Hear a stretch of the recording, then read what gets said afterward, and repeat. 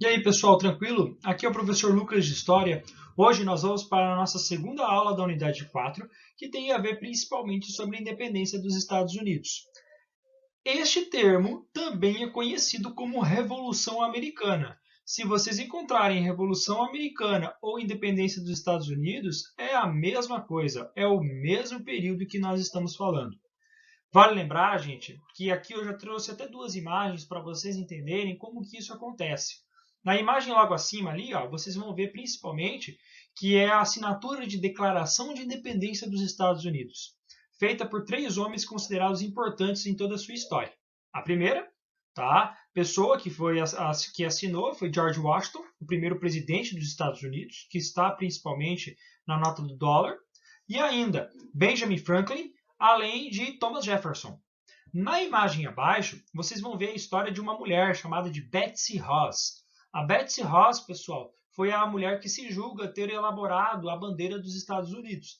E se vocês forem ver bem ali na imagem, olha lá, ó, a bandeira dos Estados Unidos ela não era o mesmo formato, né? Ou seja, ela era menor e também ela não tinha todas as estrelas, ela só tinha as estrelas relacionadas à independência, que no caso seriam de 13 colônias.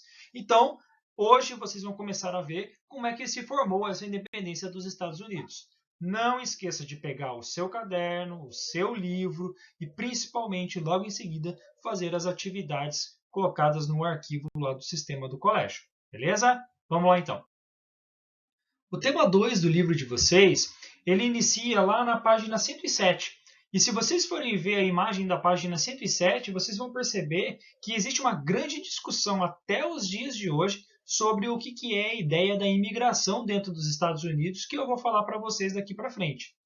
Mas é importante dizer, gente, que os Estados Unidos, que por mais que eles tenham recebido uma grande quantidade de europeus em toda a sua história, é importante falar que ele é uma nação construída por esses imigrantes que vieram de várias regiões do mundo, não só da Europa.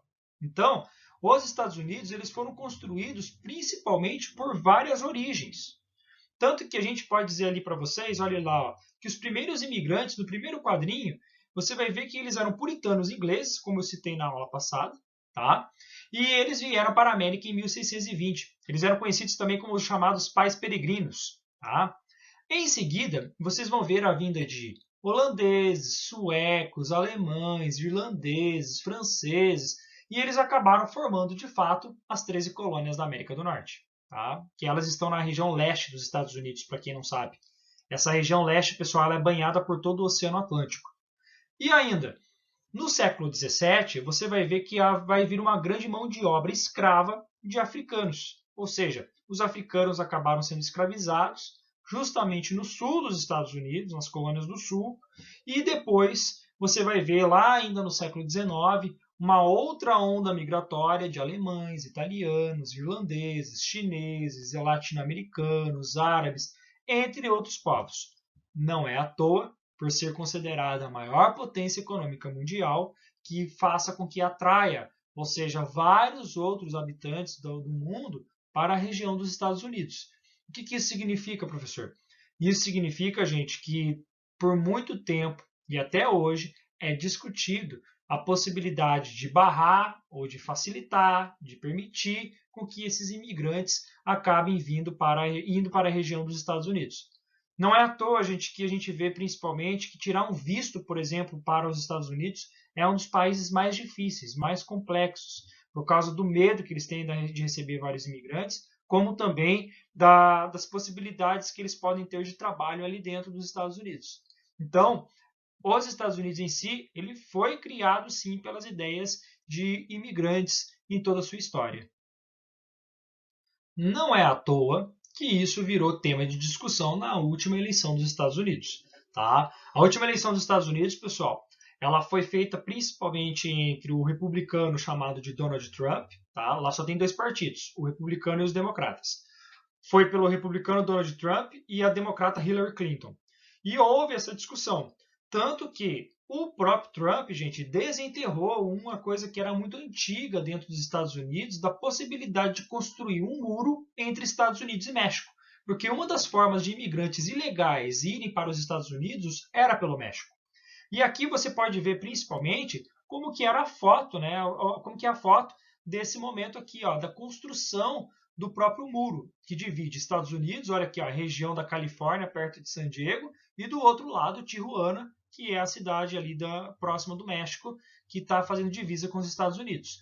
Aqui vocês vão encontrar a fonte ali embaixo da bbc.com, aonde eu vou trazer para vocês também lá no arquivo, vou disponibilizar, é uma matéria bem interessante sobre o que seria 7 infográficos que determinam como que tem sido a entrada desses imigrantes ali na região, que tem sido muito polêmica, que virou alvo justamente do próprio governo do Trump nos últimos anos.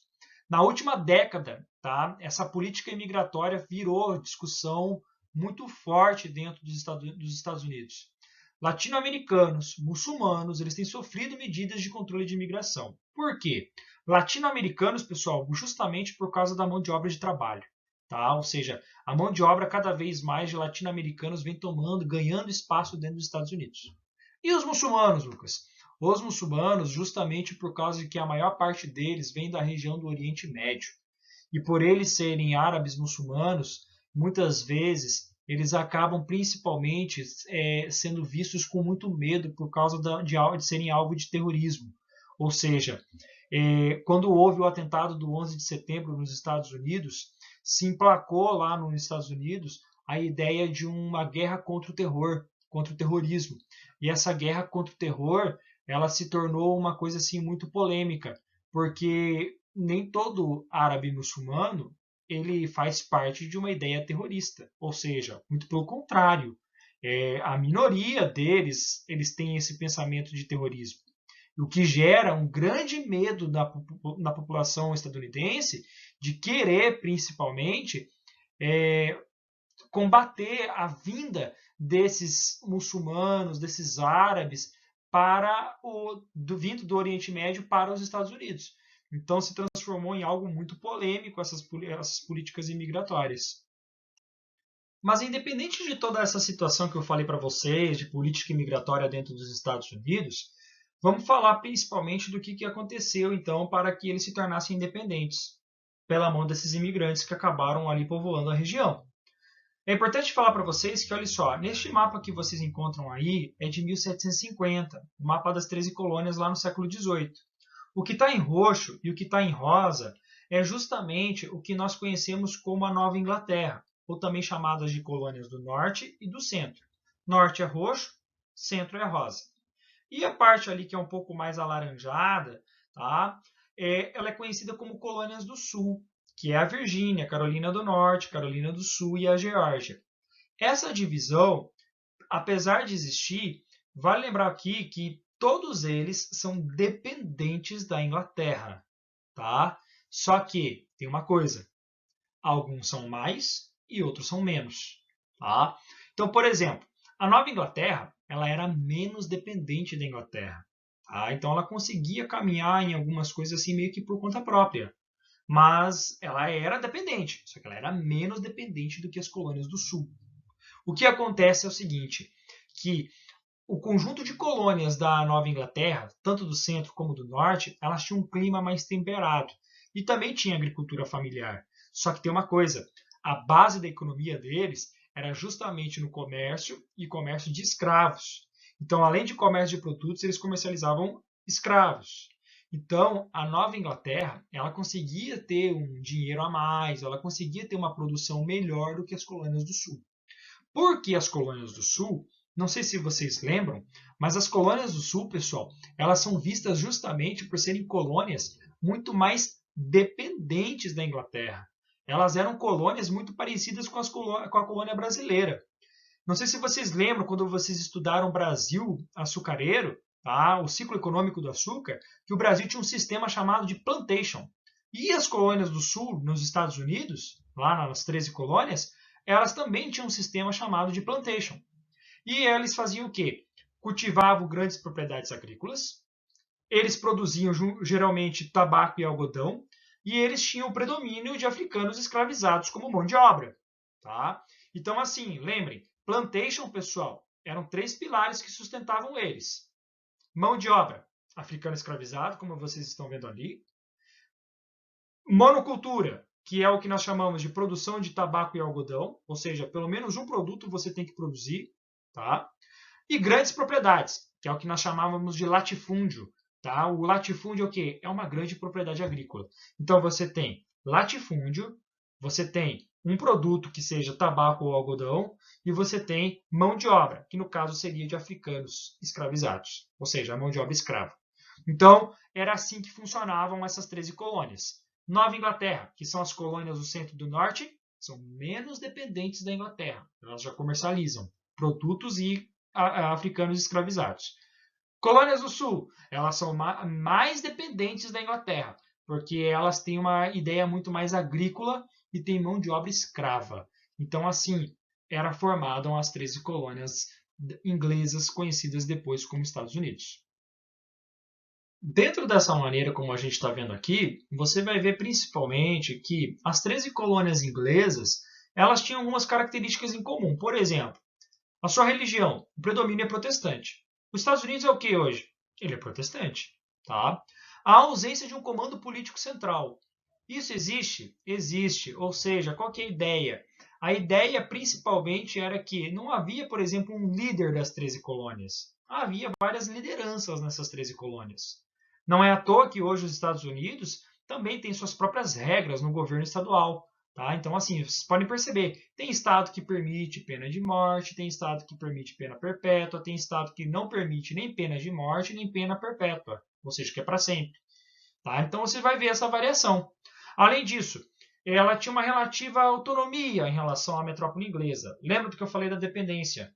Mais dependente de um lado, menos dependente do outro. Tanto que o parlamento britânico resolveu, no ano de 1651, criar uma lei chamada de Lei de Comércio e Navegação.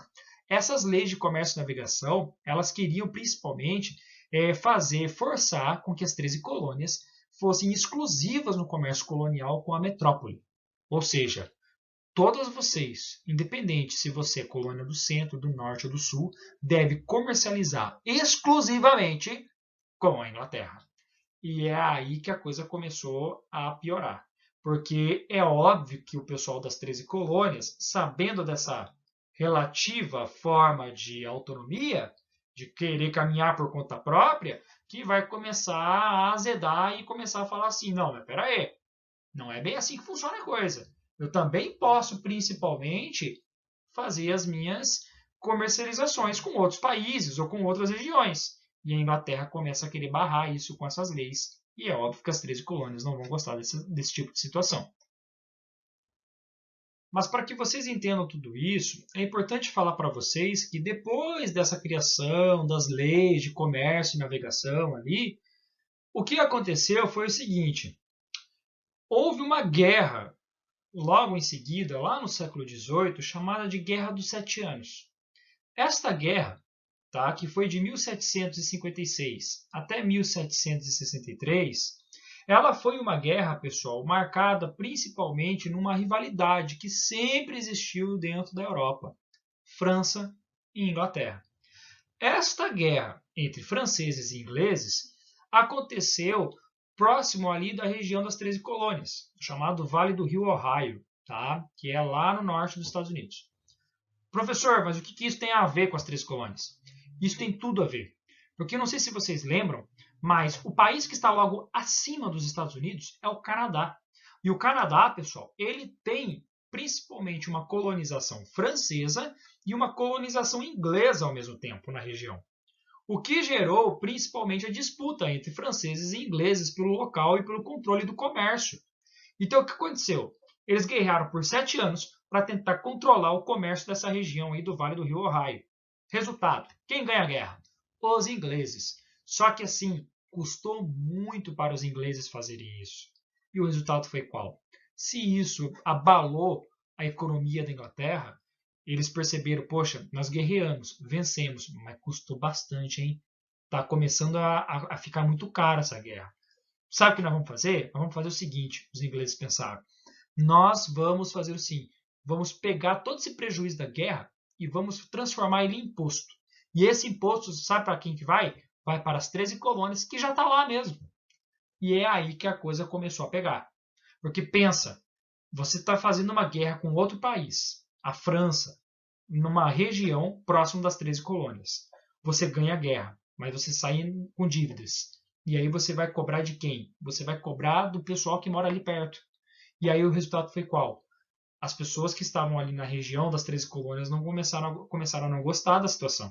Tanto que, olha ali o primeiro quadrinho verde, os ingleses aumentaram o controle comercial e os impostos buscando compensar os prejuízos da guerra, como eu falei.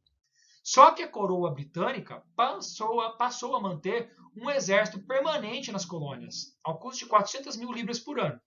E ainda, os colonos foram proibidos de avançar sobre os territórios indígenas entre o rio Mississippi e a Cordilheira dos Apalaches. Resultado: olha lá, o crescimento progressivo do sentimento de insatisfação dos colonos em relação à metrópole. Chegou uma hora que os caras foram falar o seguinte, viu? Não tem como, gente. Nós estamos pagando o preço de uma guerra que a gente nem estava nela. Resultado, a gente precisa tomar uma medida. E é aí que os Estados Unidos da América, perdão, as 13 colônias, vão começar a ficar insatisfeitas com a situação e que vai começar a gerar o que nós conheceríamos como independência dos Estados Unidos, motivadas pelos famosos ideais iluministas. Beleza, pessoal? Gente, isso tudo é o contexto de como que se inicia essa independência. Espero que vocês tenham gostado e qualquer dúvida, nós estamos à disposição de vocês. Eu, a professora Rosicléia e a professora Karina. Beleza? Um abraço a todos e até mais. Tchau, tchau.